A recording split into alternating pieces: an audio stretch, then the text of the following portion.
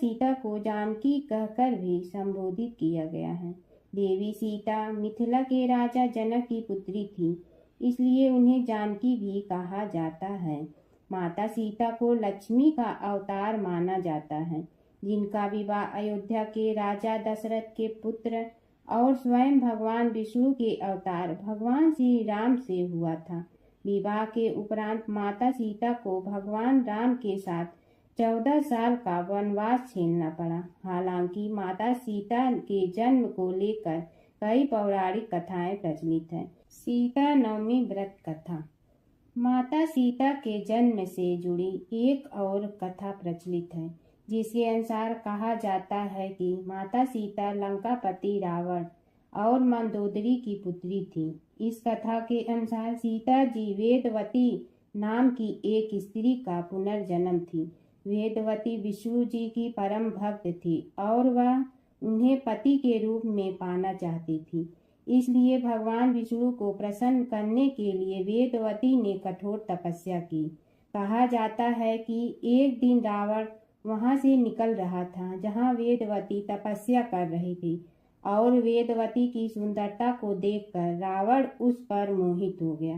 रावण ने वेदवती को अपने साथ चलने के लिए कहा, लेकिन वेदवती ने साथ जाने से इनकार कर दिया। वेदवती के मना करने पर रावण को क्रोध आ गया और उसने वेदवती के साथ दुर्व्यवहार करना चाहा। रावण के स्पर्श करते ही वेदवती ने खुद को भस्म कर लिया और रावण को श्राप दिया कि वह रावण की पुत्री के रूप में जन्म लेगी और उसकी मृत्यु का कारण बनेगी।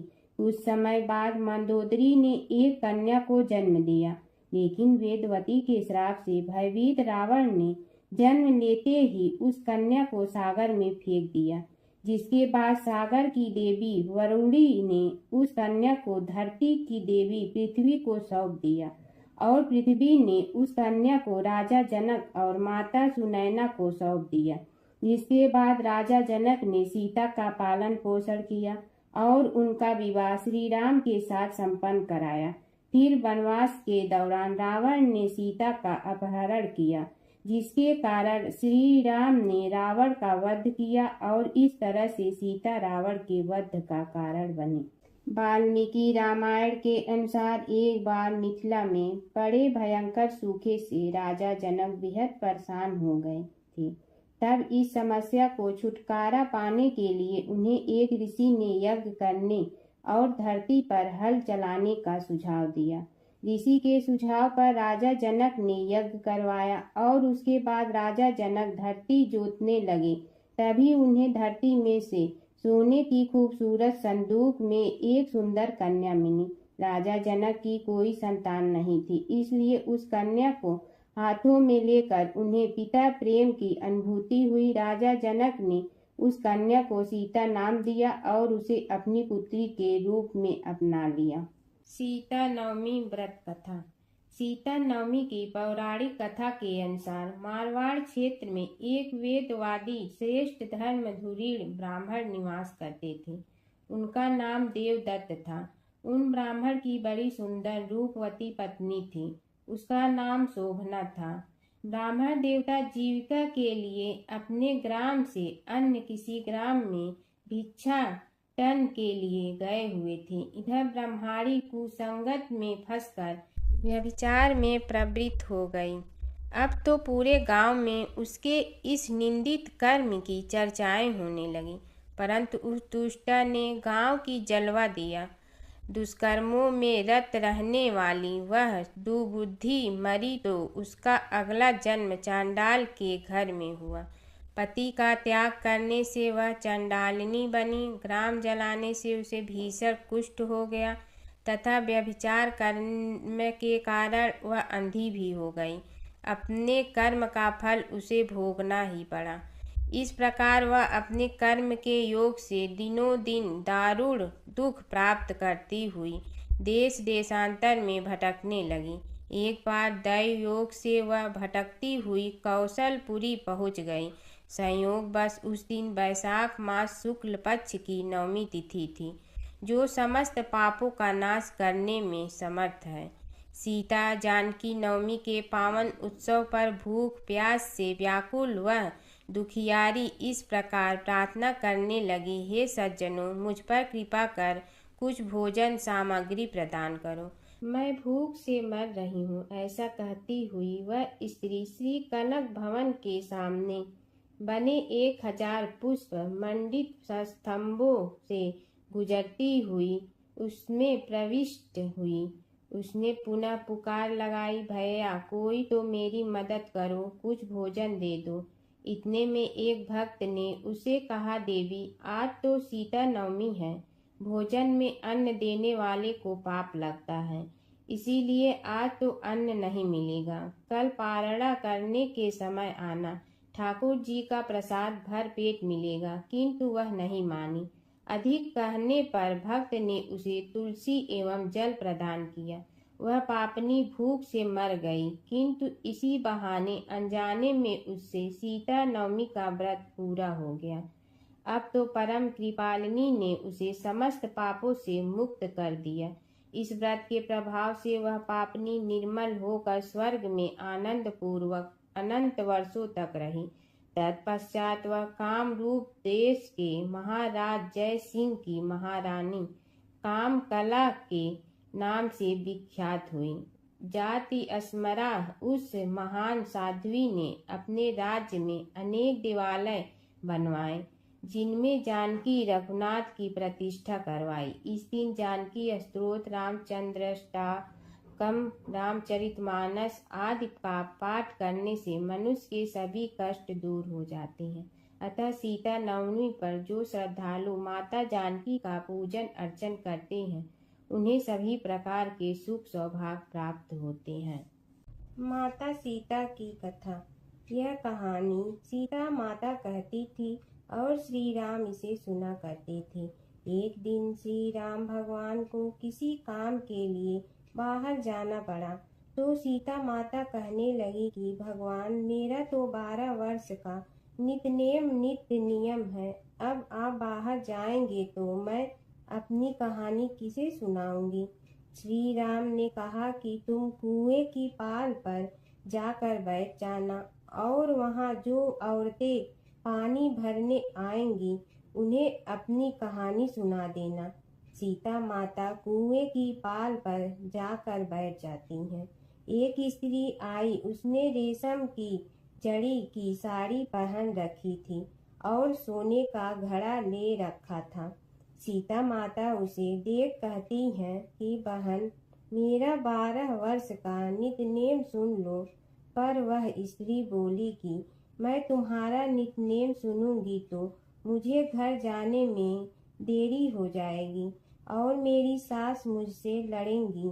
उसने कहानी नहीं सुनी और चली गई। उसकी रेशम जड़ी की साड़ी फट गई, सोने का घड़ा मिट्टी के घड़े में बदल गया। सास ने देखा तो पूछा कि ये किसका दोष अपने सिर लेकर आ गई है। बहू ने कहा कि कुएं पर एक औरत बैठी थी, उसने कहानी सुनने के लिए कहा, लेकिन मैंने सुनी नहीं, जिसका यह फल मिला है। बहू की बात सुनकर अगले दिन वही साड़ी और घड़ा लेकर सास कुएं की पाल पर गई। सास को वहीं माता सीता बैठी मिली, तो माता सीता ने कहा कि बहन, मेरी कहानी सुन लीजिए। सास बोली कि एक बार छोड़, मैं तो 4 बार कहानी सुन लूंगी। राम आए, लक्ष्मण आए, देश के पुजारी आए, नित नेम का नेम लाए, आओ राम बैठो राम, तपी रसोई जियो राम, माखन मिश्री खाओ राम, दूध बतासा पियो राम, सूत के पलका मोठो राम, साल दुसाला पोठो राम, साल दुसाला ओढ़ो राम, जब बोलो जब राम ही राम, राम संवारे सबके काम, खाली घर भंडार भरेंगे, सबका बेड़ा पार करेंगे, श्री राम जय जय राम। सास बोली कि बहन, कहानी तो बहुत अच्छी लगी। कहानी सुनकर सास घर चली गई और उसकी साड़ी फिर से रेशम जड़ी की बन गई। मिट्टी का घड़ा फिर सोने के घड़े में बदल गया। बहू कहने लगी, सासू माँ, आपने ये सब कैसे किया। सास ने कहा कि बहू तू दोष लगा के आई थी और मैं अब दोष उतार कर आ रही हूँ। बहू ने फिर पूछा कि वह कुएं वाली स्त्री कौन है। सास बोली कि वे सीता माता थीं। वे पुराने से नया कर देती हैं, खाली घर में भंडार भर देती हैं। वह लक्ष्मी जी का वास घर में कर देती हैं। आदमी की जो भी इच्छा हो उसे पूरा कर देती हैं। बहू बोली कि ऐसी कहानी मुझे भी सुना दो। सास बोली कि ठीक है, तुम भी सुनो। और सास ने कहानी शुरू की। राम आए लक्ष्मण आए, देश के पुजारी आए, नित नेम का नेम लाए, आओ राम बैठो राम, तपी रसोई जियो राम, माखन मिश्री खाओ राम, दूध बतासा पियो राम, सूत के पलका मोठो राम, साल दुसाला पोठो राम, साल दुसाला ओढ़ो राम, जब बोलो जब राम ही राम, राम संवारे सबके का, खाली घर भंडार भरेंगे, सबका बेड़ा पार करें, श्री राम जय जय राम। कहानी सुनकर बहू बोली कि कहानी तो बहुत अच्छी है। सास ने कहा कि ठीक है, इस कहानी को रोज कहा करेंगे। अब सास बहू रोज सवेरे उठती, नहाती धोती और पूजा करने के बाद नित नेम की सीता की कहानी कहती। एक दिन उनके यहाँ एक पड़ोस की औरत आई और बोली कि बहन जरा सी आँच दे ना। तो वह बोली कि आज तो अभी हमने जलाई ही नहीं। पड़ोसन ने कहा कि तुम सुबह 4 बजे से उठकर क्या कर रही हो। फिर उन्होंने कहा कि सुबह उठकर हम पूजा करते हैं, फिर सीता माता की नित नेम की कहानी कहते हैं। पड़ोसन ने उसकी बात सुनकर फिर कहा कि सीता माता की कहानी कहने से तुम्हें क्या मिलता है। वे बोली कि इनकी कहानी कहने से घर में भंडार भर जाते हैं, सारे काम सिद्ध होते हैं, मन की इच्छा भी पूरी हो जाती है। पड़ोसन कहती है कि बहन ऐसी कहानी तो मुझे भी सुना दो। फिर वह बोली कि ठीक है, तुम भी यह कहानी सुन लो। राम आए लक्ष्मण आए, देश के पुजारी आए, नित नेम का नेम लाए, आओ राम बैठो राम। सारी कहानी सुनने के बाद पड़ोसन कहने लगी, बहन कहानी तो मुझे बहुत अच्छी लगी। अब वह पड़ोसन भी नित नेम सीता माता की कहानी कहने लगी। कहानी कहने से सीता माता ने पड़ोसन के भी भंडार भर दिए। अब तो पूरे मोहल्ले में नित नेम की कथा चल पड़ी। हर किसी की मनोकामना पूरी होने लगी। हे सीता माता, जैसे आपने उनके भंडार भरे वैसे ही आप हमारे भी भंडार भरना, सबकी भरना, कहानी सुनने वाले के भी और कहानी कहने वाले के भी। तुलसी माता की कथा। पुरानी समय की बात है। एक परम सुंदर और पतिव्रता स्त्री थी जिनका नाम था वृंदा।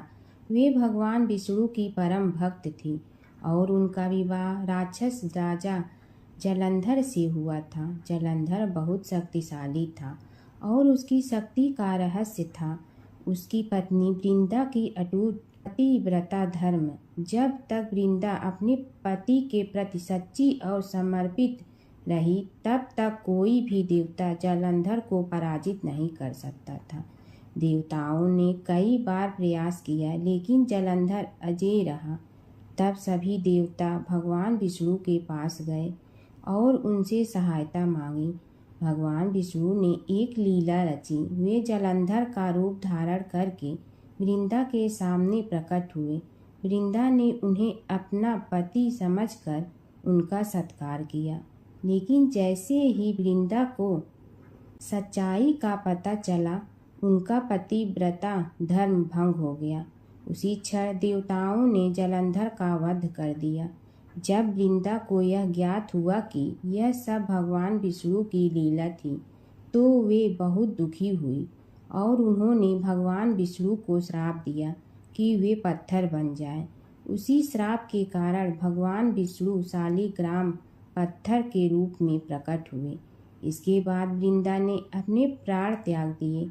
उनके शरीर से एक पवित्र पौधा उत्पन्न हुआ जिसे आज हम तुलसी के नाम से जानते हैं। तभी से तुलसी को देवी का रूप माना जाता है और उनकी पूजा की जाती है। तुलसी माता को घर में रखने से सुख समृद्धि आती है। भगवान विष्णु को तुलसी अत्यंत प्रिय है। बिना तुलसी के भगवान विष्णु की पूजा अधूरी मानी जाती है। सच्ची भक्ति और पतिव्रता धर्म में अपार शक्ति होती है। एक बूढ़ा ब्राह्मण था। वह रोज पीपल को जल से सींचता था। पीपल में से रोज एक लड़की निकलती और कहती, पिताजी मैं आपके साथ जाऊंगी। यह सुनते सुनते बूढ़ा दिन ब दिन कमजोर होने लगा। तो बुढ़िया ने पूछा कि क्या बात है। बूढ़ा बोला कि पीपल से एक लड़की निकलती है और कहती है कि वह भी मेरे साथ चलेगी। बुढ़िया बोली कि कल ले आना उस लड़की को, जहाँ 6 लड़कियां पहले से ही हमारे घर में है, वहाँ 7वीं लड़की और सही। अगले दिन बूढ़ा उस लड़की को घर ले आया। घर लाने के बाद बूढ़ा ब्राह्मण आटा मांगने गया तो उसने पहले दिनों की अपेक्षा आज ज्यादा आटा मिला था। जब बुढ़िया वह आटा छानने लगी तो लड़की ने कहा कि लाओ माँ, मैं छान देती हूँ। जब वह आटा छानने बैठी तो परात भर गई। उसके बाद माँ खाना बनाने जाने लगी तो लड़की बोली कि आज रसोई मैं बनाऊंगी। तो बुढ़िया बोली कि ना, तेरे हाथ जल जाएंगे। लेकिन लड़की नहीं मानी। वह रसोई में खाना बनाने गई तो उसने तरह तरह के 36 व्यंजन बना डाले और आज सभी ने भर पेट खाना खाया। इससे पहले वह आधा पेट भूखा ही रहते थे। रात हुई तो बुढ़िया का भाई आया और कहने लगा कि दीदी मैं तो खाना खाऊंगा। बुढ़िया परेशान हो गई कि अब खाना कहाँ से लाऊंगी। लड़की ने पूछा कि क्या बात है माँ। उसने कहा कि तेरा मामा आया है और रोटी खाएगा, लेकिन रोटी तो सबने खा ली है, अब उसके लिए कहाँ से लाऊंगी। लड़की बोली कि तू चिंता मत कर माँ, मैं बना दूंगी। और वह रसोई में गई और मामा के लिए 36 व्यंजन बना दी। मामा ने भरपेट खाया और कहा भी कि ऐसा खाना इससे पहले उसने कभी नहीं खाया है। बुढ़िया ने कहा कि भाई तेरी बावनी भाजी है, उसी ने बनाया है। शाम हुई तो लड़की बोली कि माँ चौका लगा के चौके का दिया जला देना, कोठे में मैं सोऊंगी। बुढ़िया बोली कि ना बेटी, तू डर जाएगी। लेकिन वह बोली कि ना माँ, मैं नहीं डरूंगी, मैं अंदर कोठे में ही सोऊंगी। वह कोठे में ही जाकर सो गई। आधी रात को लड़की उठी और चारों ओर आंख मारी तो धन ही धन हो गया। वह बाहर जाने लगी तो एक बूढ़ा ब्राह्मण सो रहा था। उसने देखा तो कहा कि बेटी तू कहाँ चली। लड़की बोली कि मैं तो दरिद्रता दूर करने आई थी, अगर तुम्हें दूर करवानी है तो करवा लो। उसने बूढ़े के घर में भी आँख से देखा तो चारों ओर धन ही धन हो गया। सुबह सवेरे सब उठे तो लड़की को ना पाकर उसे ढूंढने लगे कि पावनी बेटी कहाँ चली गई। बूढ़ा ब्राह्मण बोला कि वह तो लक्ष्मी माता थी, जो तुम्हारे साथ मेरी दरिद्रता भी दूर कर गई। हे लक्ष्मी माता, जैसे आपने उनकी दरिद्रता दूर की, वैसे ही सबकी करना। प्राचीन काल की बात है। नैमिषारण्य क्षेत्र में ऋषि, महर्षि और साधु संतों का समाज जुड़ा था। उसमें श्री सूत जी भी विद्यमान थे। शौनक जी ने उनकी सेवा में उपस्थित होकर निवेदन किया कि हे अज्ञान रूप घोर तिमिर को नष्ट करने में करोड़ों सूर्यों के समान प्रकाशमान श्री सूत जी हमारे कानों के लिए अमृत के समान जीवन प्रदान करने वाले कथा तत्व का वर्णन कीजिए। हे सूत जी, हमारे हृदयों में ज्ञान के प्रकाश की वृद्धि तथा भक्ति, वैराग्य और विवेक की उत्पत्ति जिस कथा से हो सकती हो, वह हमारे प्रति कहने की कृपा कीजिए। शौनक जी की जिज्ञासा से सूत जी बड़े प्रसन्न हुए। पुरातन इतिहासों के स्मरण से उनका शरीर पुलकायमान हो रहा था। वे कुछ देर उसी स्थिति में विराजमान रहकर कुछ विचार करते रहे और अंत में बोले, शौनक जी, इस विषय में आपके चित्त में बड़ी जिज्ञासा है।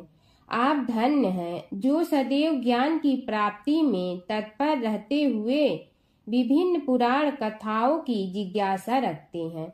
आज मैं आपको ज्ञान के परम स्रोत रूप श्री गणेश जी का जन्म कर्म रूप चरित्र सुनाऊंगा। गणेश जी से ही सभी ज्ञानों, सभी विद्याओं का उद्भव हुआ है। अब आप सावधान चित्त से विराजमान हो। श्री गणेश जी के ध्यान और नमस्कार पूर्वक उनका चरित्र श्रवण करें। नमस्तस्मै गणेशाय ब्रह्मा विद्या प्रदायिनी यनागस्त्यसमः साक्षात विघ्न सागर सोषणे। कैसे हैं वे श्री गणेश जो सभी प्रकार की ब्रह्म विद्याओं को प्रदान करने वाले अर्थात ब्रह्मा के सगुण और निर्गुण स्वरूप पर प्रकाश डालने और जीव ब्रह्मा का अभेद प्रतिपादन करने वाली विद्याओं के दाता हैं। वे विघ्नों के समुद्रों को महर्षि अगस्त के समान शोषण करने में समर्थ हैं, इसलिए उनका नाम विघ्न सागर शोषक के नाम से प्रसिद्ध है। मैं उन भगवान श्री गणेश जी को नमस्कार करता हूँ। प्रथम पूजा के अधिकारी श्री गणेश जी यह कहकर सूत जी कुछ समय के लिए मौन हो गए और फिर बोले, शौनक जी, भगवान गणेश जी ही सर्वप्रथम पूजा प्राप्ति के अधिकारी हैं। किसी भी देवता की पूजा करो, पहले उनकी पूजा करो। शौनक जी ने निवेदन किया, हे भगवान, हे सूत, सर्वप्रथम यह बताने की कृपा कीजिए कि गणेश जी को प्रथम पूजा का अधिकार किस प्रकार प्राप्त हुआ। इस विषय में मेरी बुद्धि मोह को प्राप्त हो रही है कि सृष्टि रचयिता ब्रह्मा जी, पालन करता भगवान नारायण और संहार करता शिव जी में से किसी को प्रथम पूजा का अधिकारी क्यों नहीं माना गया। यह त्रिदेव ही तो सबसे बड़ा देवता माने जाते हैं। सूत जी ने कहा, शौनक जी, यह भी एक रहस्य ही है। देखो, अधिकार मांगने से नहीं मिलता, इसके लिए योग्यता होनी चाहिए। संसार में अनेकों देवी देवताएं पूजे जाते हैं। पहले जो जिसका इष्ट देव होता है वह उसी की पूजा किया करता है। इससे बड़े देवताओं के महत्व में कमी आने की आशंका उत्पन्न हो गई। इस कारण देवताओं में परस्पर विवाद होने लगा। वे उसका निर्णय प्राप्त करने के लिए शिव जी के पास पहुँचे और प्रणाम करके पूछने लगे, प्रभु, हम सब में प्रथम पूजा का अधिकारी कौन है। शिव जी सोचने लगे कि किसे प्रथम पूजा का अधिकारी माने। तभी उन्हें एक युक्ति सूझी। बोले, देवगण, इसका निपटारा बातों से नहीं तथ्यों से होगा। इसके लिए एक प्रतियोगिता रखनी होगी, शिव की परिक्रमा करने की प्रतियोगिता। देवगण उनका मुख देखने लगे, शंकित हृदय से सोचने लगे कि कैसी प्रतियोगिता रहेगी। यह शिव जी ने उनके मन के भाव ताड़ लिए, इसलिए सांत्वना भरे शब्दों में बोले, घबराओ मत, कोई कठिन परीक्षा नहीं ली जाएगी। बस इतना ही कि सभी अपने अपने वाहनों पर चढ़कर संसार की परिक्रमा करो और फिर यहाँ लौट आओ। जो पहले लौटेगा वही सर्वप्रथम पूजा का अधिकारी होगा। अब क्या देर थी, सभी अपने अपने वाहन पर चढ़कर दौड़ पड़े। किसी का वाहन गजराज था तो किसी का सिंह, किसी का भैंसा तो किसी का मृग, किसी का हंस तो किसी का उल्लू, किसी का अश्व तो किसी का श्वान। अभिप्राय यह है कि वाहनों को विविधता के दर्शन उस समय जितने भले प्रकार से हो सकते थे उतने अन्य समय में नहीं। सबसे गया बीता वाहन गणेश जी का था मूषक, उससे चूहा भी कहते हैं। ऐसे वाहन के बल भरोसे इस प्रतियोगिता में सफल होना तो क्या, सम्मिलित होना भी हास्यास्पद है। गणेश जी ने सोचा, छोड़ो, क्या होगा प्रतियोगिता में भाग लेने से, हम तो यहाँ बैठे रहकर ही तमाशा देखेंगे। वे बहुत देर तक विचार करते रहे। अंत में उन्हें एक युक्ति सूझी। शिव जी स्वयं ही जगदाता हैं, यह संसार उन्हीं का प्रतिबिंब है, तब क्यों न इन्हीं की परिक्रमा कर ली जाए। इनकी परिक्रमा करने से ही संसार की परिक्रमा हो जाएगी। ऐसा निश्चय कर उन्होंने मूषक पर चढ़कर शिव जी की परिक्रमा की और उनके समक्ष जा पहुँचे। शिव जी ने कहा, तुमने परिक्रमा पूर्ण कर ली? उन्होंने उत्तर दिया, जी हाँ। शिव जी सोचने लगे कि इसे तो यहीं घूमते हुए देखा, फिर परिक्रमा कैसे कराया।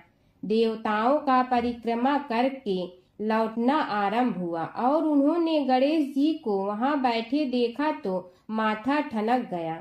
फिर भी साहस करके बोले, अरे तुम विश्व की परिक्रमा के लिए नहीं गए? गणेश जी ने कहा, अरे मैं कब का यहाँ आ गया। देवता बोले, तुम्हें तो कहीं भी नहीं देखा। गणेश जी ने उत्तर दिया, देखते कहाँ से, समस्त संसार शिव जी में विद्यमान है। इनकी परिक्रमा करने से ही संसार की परिक्रमा पूर्ण हो गई। सूत जी बोले, शौनक, इस प्रकार गणेश जी ने अपनी बुद्धि के बल पर ही विजय प्राप्त कर ली। उनका कथन सत्य था, इसलिए कोई विरोध करता भी तो कैसे। बस उसी दिन से गणेश जी की प्रथम पूजा होने लगी। प्राचीन काल की बात है। एक गांव में एक ब्राह्मण रहता था। वह ब्राह्मण नियमानुसार भगवान विष्णु का पूजन प्रतिदिन करता था। उसकी भक्ति से प्रसन्न होकर भगवान विष्णु ने उसे दर्शन दिए और इच्छा अनुसार वरदान देने का वचन दिया। ब्राह्मण ने माता लक्ष्मी का वास अपने घर में होने का वरदान मांगा। ब्राह्मण के ऐसा कहने पर भगवान विष्णु ने कहा, यहाँ मंदिर में प्रतिदिन एक स्त्री आती है और वह यहाँ गोबर के उपले थपथपाती है, वही माता लक्ष्मी है। तुम उन्हें अपने घर में आमंत्रित करो। देवी लक्ष्मी के चरण तुम्हारे घर में पड़ने से तुम्हारा घर धन धान्य से भर जाएगा। ऐसा कहकर भगवान विष्णु अदृश्य हो गए। अब दूसरे दिन सुबह से ही ब्राह्मण देवी लक्ष्मी के इंतजार में मंदिर के सामने बैठ गया। जब उसने लक्ष्मी जी को गोबर के उपले थपथपाते हुए देखा तो उसने उन्हें अपने घर पधारने का आग्रह किया। ब्राह्मण की बात सुनकर लक्ष्मी जी समझ गई कि यह बात ब्राह्मण को विष्णु जी ने ही कही है, तो उन्होंने ब्राह्मण को महालक्ष्मी व्रत करने की सलाह दी। लक्ष्मी जी ने ब्राह्मण से कहा कि तुम 16 दिनों तक महालक्ष्मी व्रत करो और व्रत के आखिरी दिन चंद्रमा का पूजन करके अर्घ देने से तुम्हारा व्रत पूर्ण हो जाएगा। ब्राह्मण ने भी महालक्ष्मी के कहे अनुसार व्रत किया और देवी लक्ष्मी ने भी उसकी मनोकामना पूर्ण की। उसी दिन से यह व्रत श्रद्धा से किया जाता है। एक समय की बात है कि विष्णु भगवान का विवाह लक्ष्मी जी के साथ निश्चित हो गया। विवाह की तैयारी होने लगी। सभी देवताओं को निमंत्रण भेजे गए, परंतु गणेश जी को निमंत्रण नहीं दिया।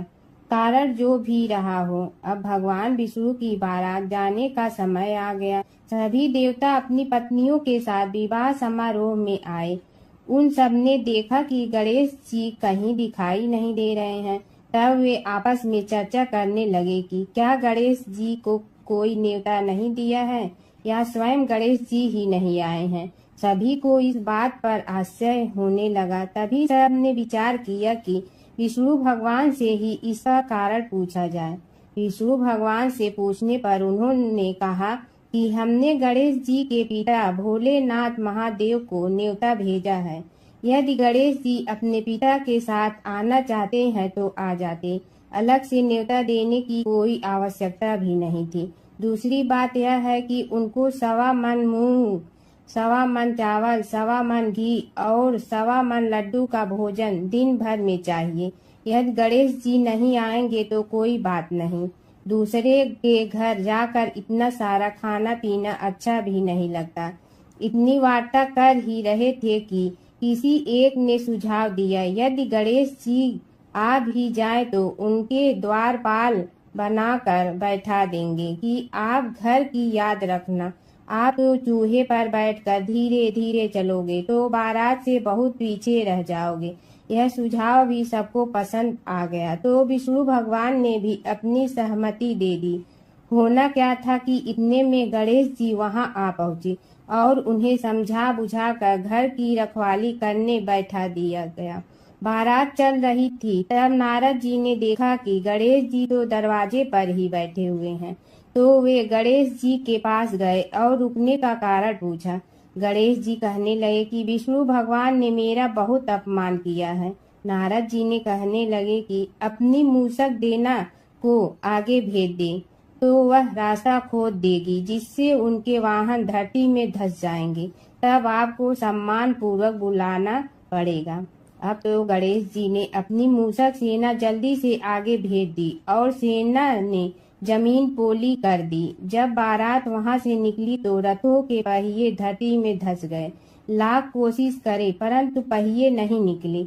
सभी ने अपने अपने उपाय किए परंतु पहिए तो नहीं निकले, बल्कि जगह जगह से टूट गए। किसी की समझ में नहीं आ रहा था कि अब क्या किया जाए। तब तो नारद जी ने कहा, आप लोगों ने गणेश जी का अपमान करके अच्छा नहीं किया। यदि उन्हें मना कर लाया जाए तो आपका कार्य सिद्ध हो सकता है और यह संकट टल सकता है। शंकर भगवान ने अपने दूत नंदी को भेजा और वे गणेश जी को लेकर आए। गणेश जी का आदर सम्मान के साथ पूजन किया। तब कहीं रथ के पहिए निकले। अब रथ के पहिए निकल के परंतु टूट फूट गए तो उन्हें सुधारे गए। पास के खेत में खाती काम कर रहा था, उसे बुलाया गया। खाती अपना कार्य करने के पहले श्री गणेशाय नमः कहकर गणेश जी की वंदना मन ही मन करने लगा। देखते ही देखते खाती ने सभी पहियों को ठीक कर दिया।